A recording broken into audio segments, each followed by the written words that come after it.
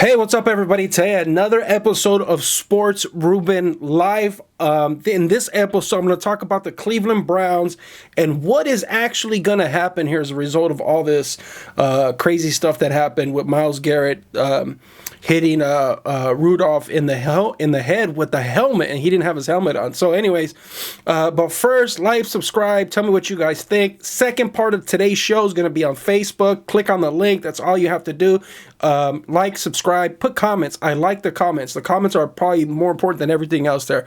Comment on it. Let me know what you guys think. I would love your feedback. If you like the show, whatever, your opinion of it, the whole thing, I'm in. I want to see it. So, okay, so now I got that out of the way. We're going to jump right in, okay? Cleveland Browns, what happened, dude? Myles Garrett, the theme of these two shows today are going to be how one person could potentially impact the outcome of a whole team's season, the whole outcome of it, right? The impact of one player when there's a team of 53 people in this particular case of football, right? So in this situation, Myles Garrett, the NFL came down and said less than 24 hours, they determined they're going to ban him for the season and playoffs, and they don't know if they're going to extend that. But the common sentiment amongst all the other former NFL players that are now radio show hosts and all that, they're saying they should just ban him forever, get rid of him. There's no place in the NFL for that. Shannon Sharp talked about he's seen that before in the locker room, but obviously that's a different situation, right? That's behind closed doors, and that should be dealt with in a different manner. But this was a public display on public TV. Thursday Night Football was the only show in town. Now, here's the problem with this whole Myles Garrett thing. This is the reason why I thought this was a newsworthy subject or topic, right? Obviously, it got a lot of attention, but more importantly, the Cleveland Browns, even though their record doesn't show, they're 4-6, right? And even though their record doesn't show, or you wouldn't think that they're playoff bound, you look at their record, they're in position to possibly make the playoffs because they have a real favorable upcoming schedule, right? I already taped this show, but I wanted to do it some justice because I wanted to be in front of a computer and I wanted to be able to go over who they have coming up, right? So they beat the Pittsburgh Steelers, right? Now, let's just recap what they've done. They're 4-6, and let's look at some of this, right? Okay, their wins, they have 3 wins against teams with winning records. Right? That's impressive, right? A lot of teams, and I've talked about this in other videos, where other teams have impressive records, but they've beaten a lot of teams that don't have winning records, right? 3 of their 4 wins have come off of people with winning records, right? They beat Baltimore, a very good team, right? They beat Buffalo, which is another good team. And Pittsburgh was 5-4 at the time that they played them. Now they're 5-5. They're at 500, but they still beat them, right? They beat them 21-7, right? Now, they were 2-2, and then they went through this stretch of 4 games where they lost all 4 in a row, right? And it obviously flipped the season around where they were at 500, then there were 4 games below 500, right? But look who they lost to. They lost to San Francisco, Seattle, right? Both high-ranking teams, both teams with a bunch of wins. San Francisco just lost their first game in week 10 of the season, right? And Seattle beat San Francisco, so that was kind of an expected loss. Then they play New England, right? Those are 3 teams that potentially can go to the Super Bowl. They played Baltimore, which is a team that could have went to a Super Bowl. They lost to the Los Angeles Rams, a team that went to the Super Bowl last year. So they played some teams where you can get an idea if they're really good, right? So they lost to the Rams 20-13. That could have went the other way, right? They could easily be 5-5, right? Now they got beat handily by San Francisco, 31-3. Seattle, they only beat them by 4. New England beat them by 14, and that game was kind of out of hand at the beginning. But if you look at the situation, right, them losing Myles Garrett, their defense is going to take a huge hit. He was an impactful player. He was an important part of the team. And so going forward, are they going to be able to continue to get the wins? Now,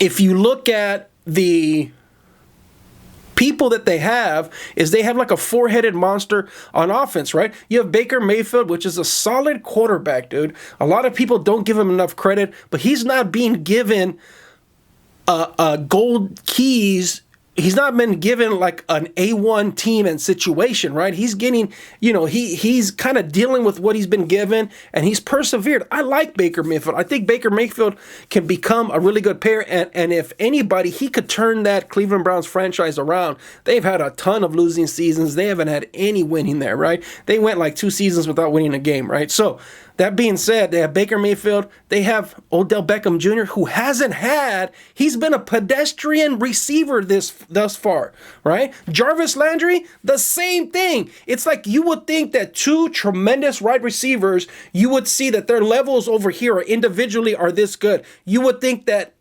individually they would be this good, that together they would be unstoppable. For some reason, people have been able to figure out the whole Odell Beckham Jr., Jarvis Landry, Baker Mayfield. Some people blame Baker Mayfield. I don't do that. I think it's an issue of chemistry. I think it's very difficult to play with Odell Beckham Jr. and Jarvis Landry. You got to do a balancing act, right? It takes a very strong personality. Now, Baker Mayfield, he has a strong personality. So I think it's going to take a little bit of time, but I think he could get there, right? I think there's something there in Cleveland with that. I hope they don't break up at the end of the season, but it's possible. And they have the NFL leading rusher in Chubb in their running back, right? Nick Chubb right now, as we speak, has 1,011 yards, and there's still 6 games left. He can have a 1,500 yard receiving, very respectable, top tier yardage, right? He could lead the league in rushing. So they have an offense. Their defense, right? So what are we going to do with defense, right? Where's defense stand in the whole mix of things? They're in the middle of the pack, right? They're in the middle of the pack, right, in terms of total yards, right? So in terms of average yards, they're in the middle of the pack. They're not a horrible defense, right? They give up 216 yards in the air, dude. That's not bad, right? They give up 127 yards on the ground, which is not good, and that's why I think they're going to struggle. Now, the next game they play, so we talked about the past of this season that happened, right? They got some good players on offense. Maybe the offense could step it up and ramp it up a little bit. Maybe if they score more points, if they step it up a little bit, because the defense is giving up 22 points a game, right?